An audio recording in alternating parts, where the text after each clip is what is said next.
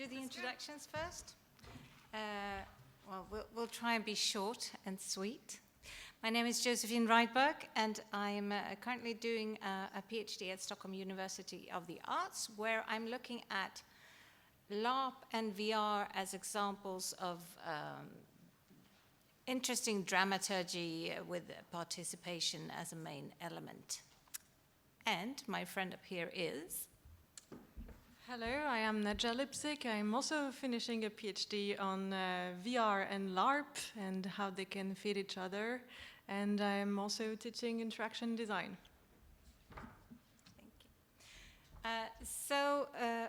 VR-Larpers Wanted, we named this talk because we are looking to recruit currently. Let me just move this so I can use it. Please?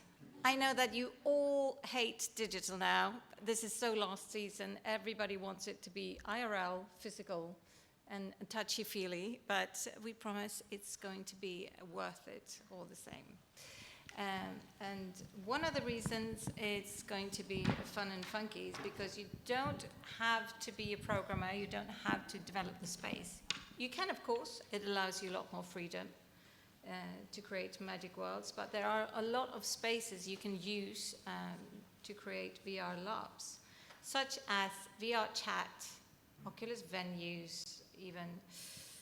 This is Mozilla Hubs, an old space. These are social spaces in VR online where you can meet in multiplayer settings in real time.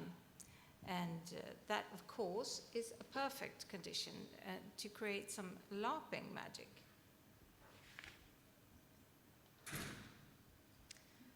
This is what you will look like in one of those environments.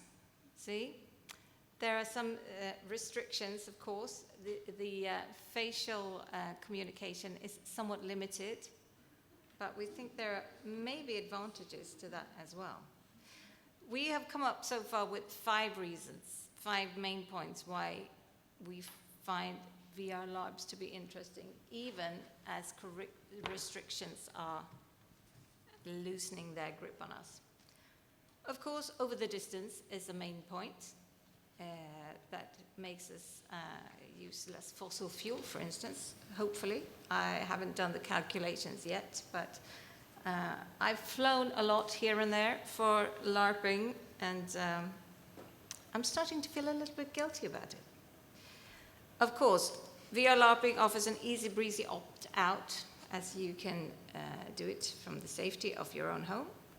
It is also, very importantly, to me at least, an antidote to the on-screen fatigue. After an hour or so in a Teams meeting or on Discord or wherever, I do get fatigued.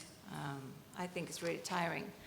But in VR, you have a completely different sense of space, sense of physicality. You're in the space, you can move around, and there's an embodiment to it that counteracts that fatigue. Avatar affordances, I think, is really, really interesting. What can we design? What can we write? What can we play with our avatars where we don't see each other and don't judge each other on physical appearances? A lot of the time when I LARP, I think it's really, really difficult to kind of work around the first impressions and my inherent biases that are triggered by those meetings. Now, avatars, we can play around with those. We can be any color, any age, any species, basically. And of course, the universe affordances. Would you like to comment on that, Nadja? Sure. I can also open afterwards on more comments.